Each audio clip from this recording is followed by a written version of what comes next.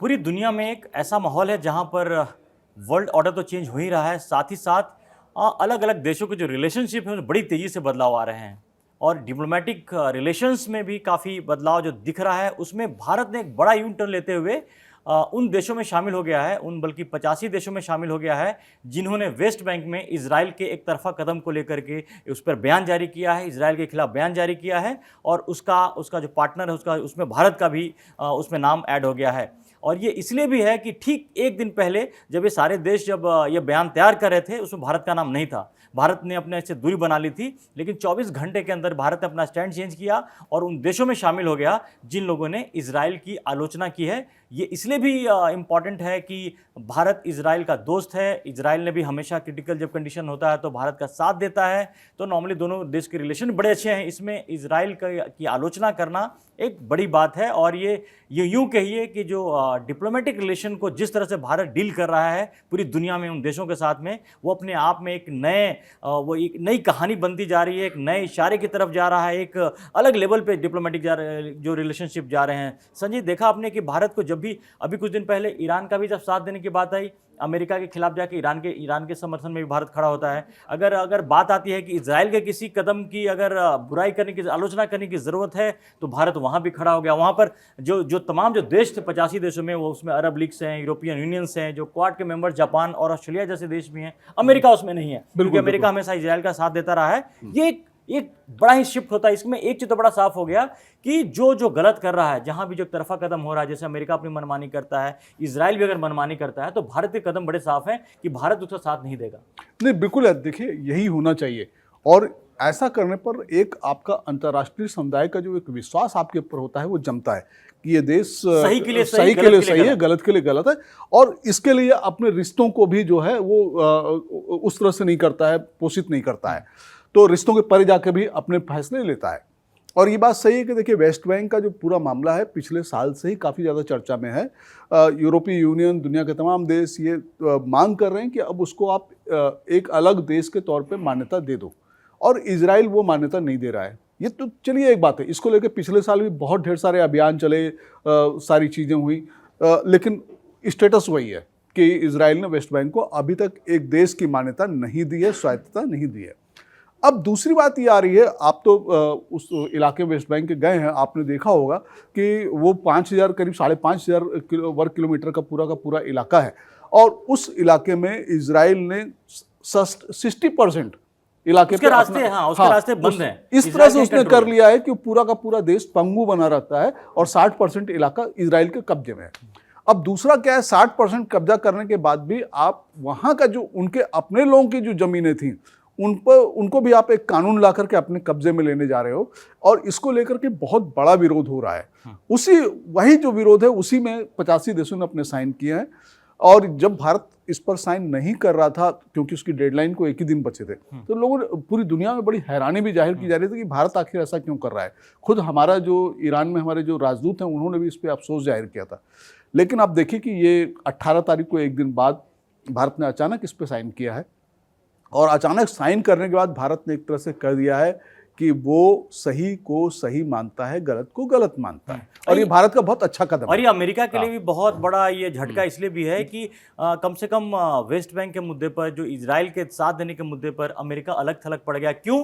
क्योंकि जो European union के देश जो एक समय अमेरिका के हर स्टैंड को आंख बंद करके गए थे वही मानने को तैयार नहीं है। जापान, ऑस्ट्रेलिया जैसे देश जो भी अमूमन अमेरिका के साथ रहते हैं, क्वाड के जो मेंबर्स हैं, मैंने क्वाड के जो 4 मेंबर्स में से जो 3 है, जापान, ऑस्ट्रेलिया और भारत, वो अमेरिका के खिलाफ जा रहा है। अमेरिका ही है जो इजराइल के साथ खड़ा है। तो ये एक बात तो बड़ा साफ हो गया कि ये बड़ी तेजी से ईरान और गाजा और वेस्ट बैंक के जो तमाम जो जिसको लेकर के विवाद है, जिसको लेकर के लड़ाई और युद्ध वाली जो स्थिति बनी रहती है हमेशा, वहाँ एक बहुत बड़ा चेंज होने जा रहा है और जो दुनिया के सारे देश हैं एक डिप्लोमेटिक शिफ्ट ले रहे हैं। और कहीं ना कहीं पर जो डोनाल्ड ट्रंप ने बीच में जो दादागिरी दिखाने की कोशिश की, टैरिफ को लेकर के तमाम देशों को धमकाया, उससे परे होकर के उससे इतर ये जो सारे देश जो हैं इकट्ठा हो रहे हैं, ये एक बड़ा संकेत है क्योंकि अमेरिका के लिए खतरे की घंटी भी है। बिल्कुल, देखिए ये एक प्रेशर ग्रुप बन रहा है और इस प्रेशर ग्रुप में कोई ऐसा नहीं कि कोई छोटे देश, गरीब देश, इस तरह के देश नहीं है। ये सारे के सारे देखिए यूरोपीय यूनियन के सारे देश हैं, अरब लीग के सारे देश हैं और भारत जैसे देश हैं, एशियाई देश के क्वाड के खुद मेंबर इसमें शामिल हैं। तो आप देखिए ये एक पूरा प्रेशर ग्रुप है और इसका स्वागत होना चाहिए उस समय जबकि संयुक्त राष्ट्र संघ अपनी चीज़ों को नहीं करवा पा रहा है, वो एक दिखावटी पीस बन के रह गया है। वहाँ पर एक अगर इस तरह का ग्रुप उभर रहा है जो ये कहने की हिम्मत रखता है कि अमेरिका यहाँ पे गलत है, इजराइल यहाँ पे गलत है, हम इस गलत का साथ नहीं देंगे, बहुत ही स्वागत योग्य है। और भारत का ये कदम वाकई एक अच्छा कदम माना जाएगा। इसके बड़े मायने भी हैं संजय जी। अगर आप देखिए कि अभी जिस तरह से ईरान और अमेरिका के बीच में जो टसल चल रहा है, वहाँ भी करीब करीब यही स्थिति है कि अमेरिका और इजराइल एक साथ खड़े हैं। ईरान के खिलाफ जो एक्शन लेने के लिए, एक तरफा एक्शन लेने के लिए अमेरिका तैयार है, लेकिन जो बाकी देशों का जो रुख है वो बड़ा साफ है। उसमें मतलब कोई अमेरिका को इस तरह कोई साथ देने को तैयार नहीं है, लेकिन अपनी ताकत का प्रदर्शन कर करके किसी भी तरह दबाने की कोशिश। बिल्कुल, आप देखिए कि अमेरिका ने जिस तरह से ईरान को घेरा हुआ है, आप देखिए कि ईरान के समर्थन में या अमेरिका के, दोनों के समर्थन, बिल्कुल पूरी दुनिया चुप है। कोई ये नहीं कर रहा है कि अमेरिका ये काम सही कर रहा है। आप एक भी देश उठा के देख लीजिए जहां से ये बयान आया हो, तो ये बात सही कि ये पूरे की पूरी दुनिया, खासकर ट्रंप के आने के बाद से जिस तरह से वो पूरी दुनिया को बदलना चाह रहे हैं और एक तरफा चीजें करना चाह रहे हैं, वो ठीक नहीं है। दादागिरी ज्यादा दिखती है। और ये बात सही कि ईरान के अपने भी एक, ईरान का स्टैंड है, उसका भी अपना एक देश है, उस देश की भी आज़ादी और उसकी रक्षा का सवाल है।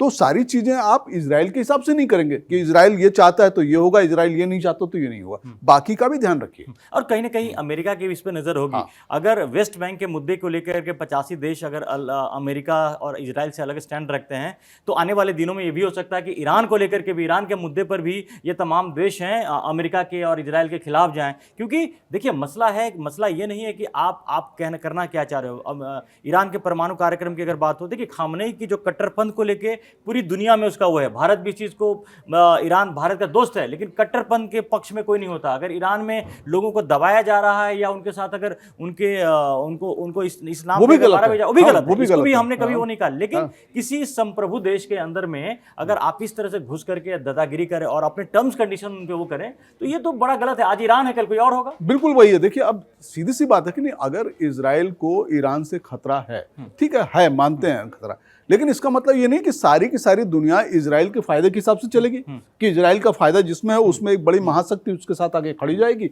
और उसको पोषित करने लगेगी, बाकी सारे के सारे देश किनारे हो जाएंगे।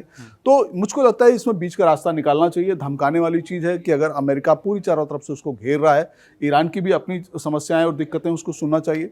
दूसरे, वेस्ट बैंक के लोग, वेस्ट बैंक में जिस तरह से वहाँ पे एक शांतिप्रिय सरकार है, पिछले कुछ सालों से हमने देखा कि वेस्ट बैंक के लोग अपनी एक सरकार चुनते हैं जो गाजा पट्टी की तरह नहीं, हमास की तरह नहीं चलती थी। गाजा पट्टी और वेस्ट बैंक में काफी अलग, बिल्कुल दोनों एकदम अलग अलग है। और वहाँ की एक सरकार जो चुनी जाती है वो पूरे देश को बड़े तरीके से, बड़े शांतिपूर्ण ढंग से चला रही है। वहाँ कभी भी इस तरह की न तो कोई हरकत आप देखेंगे, ना कोई ऐसे अप्रिय चीज है, ना विवाद है। तो इजराइल को धीरे धीरे उसको स्वायत्तता देनी चाहिए, उसको कम से कम अपना एक दोस्त बनाना चाहिए।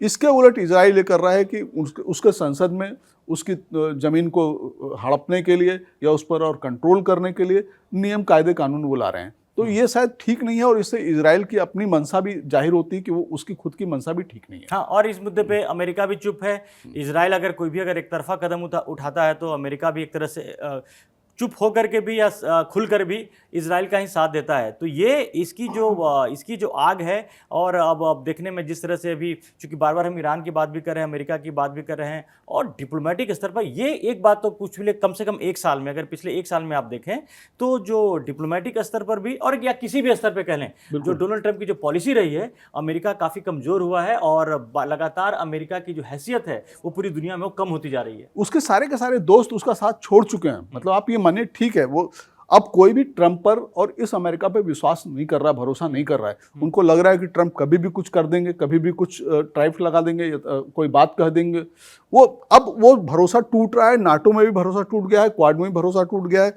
एशिया में भी जो उनके दोस्त देश थे उसमें भी भरोसा टूट गया है। भारत उनका बहुत विश्वास वाला देश था, भारत ने उनका बहुत साथ दिया, लेकिन भारत के साथ क्या किया गया। तो ये देखिए, व्यापार है, व्यापार चलेगा, लेकिन व्यापार के साथ साथ एक वर्ल्ड राजनीति भी है, वर्ल्ड की कूटनीति भी है, राजना है, उसको भी आपको चलाना है। दोनों चीजों को आप एक ही पड़ले पर रख के नहीं चला सकते। और इसके उलट क्या हो रहा है कि भारत के जो रिश्ते हैं इजराइल से बड़े अच्छे हैं। तो जहां पर जब सही बात होती है, इजराइल के साथ भी भारत खड़ा होता है। और आपको याद होगा जिस समय प्रधानमंत्री नरेंद्र मोदी इजराइल और फिलिस्तीन दोनों जगह गए थे, और जब वो वहां जब ट्रैवल कर रहे थे तो दोनों जगह दोनों देशों के हेलीकॉप्टर उनको एस्कॉर्ट कर रहे थे। तो ये भारत की डिप्लोमेटिक ताकत है कि जो कट्टर दुश्मन भी होते हैं वो भी मतलब भारत के साथ, मतलब उनको कोई परहेज नहीं है। ईरान वाले केस में भी देख लिया कि ईरान भारत का दोस्त है, इजराइल भारत का दोस्त है। उसमें भारत ने बड़ा क्लियर किया कि जब इजराइल ने हमला किया था पिछली बार ईरान के ऊपर, तो भारत ने कहा था ये ठीक नहीं है, बातों से सुलझना चाहिए, और ईरान भी इस चीज़ को वो करता है। तो भारत जिस तरह से अपने डिप्लोमेटिक चीज़ें चैनल्स खोल के रखता है, और भारत के इसीलिए ईरान में बहुत इन्वेस्टमेंट भी है। आज भी जब अमेरिका और ईरान के बीच में तनातनी चल रही है, तो सिर्फ ऐसा नहीं कि सऊदी अरब और यूएई को उनके जो इंटरेस्ट है उसमें भारत का एक बहुत बड़ा इंटरेस्ट है वहाँ की। भारत भी नहीं चाहता कि ईरान के साथ ऐसा कुछ हो जिससे काफ़ी पूरी दुनिया को नुकसान हो। बिल्कुल, देखिए चाबहार पोर्ट में हमने बहुत ढेर सारा पैसा इन्वेस्ट किया हुआ है, उसका एक टर्मिनल हम चलाते भी हैं। दूसरे हमारे प्राइवेट सेक्टर के तमाम जो उद्योग घराने हैं, उन्होंने वहाँ पे बहुत ढेर सारे प्रोजेक्ट लिए हुए हैं, वहाँ पे पुल बना रहे हैं, स्कूल बना रहे हैं, हॉस्पिटल बना रहे हैं, विकास के काम कर रहे हैं। हमारा एक बड़ा इन्वेस्टमेंट है वहाँ पर।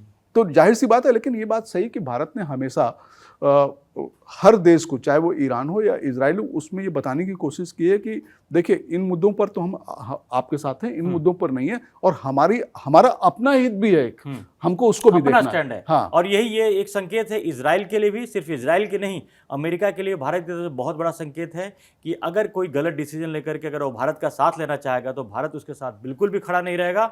और कहीं ना कहीं पर इसका जो असर है, ये जो वेस्ट बैंक को लेकर के जो बयान जारी किया गया, उसमें भारत और जो 85 देश, उसमें काफ़ी इंपॉर्टेंट सारे तमाम, इजराइल और अमेरिका को छोड़ दे तमाम बड़े देश उस पर साइन करने वाले हैं। उन्होंने साइन किया कि जो वेस्ट बैंक में एक तरफा कार्रवाई जो इजराइल क्या हो रहा है वो गलत है, और इसके खिलाफ पूरी दुनिया उसके खिलाफ खड़ी है। और कहीं ना कहीं पर जाकर के इस तरह की स्थिति ईरान वाली जो ईरान का मुद्दा भी है वहाँ भी आएगा। अगर अमेरिका एक लाइन को क्रॉस करेगा और ज़बरदस्ती अगर ईरान के साथ करना चाहेगा तो ये वाली स्थिति वहाँ भी आएगी। इसलिए बड़ा इंपॉर्टेंट है ये 85 देशों का एक साथ आना। ये कोई आपको एक लाइन का स्टेटमेंट मत समझिए, इसके बड़े मायने हैं, और इसका असर ईरान वाले मुद्दे पर भी ज़रूर पड़ेगा। तमाम घटनाओं पर हमारी नज़र बनी हुई है। अगर अभी तक आपने कड़क को सब्सक्राइब नहीं किया है तो जल्दी जाके सब्सक्राइब करें। फिलहाल के लिए धन्यवाद।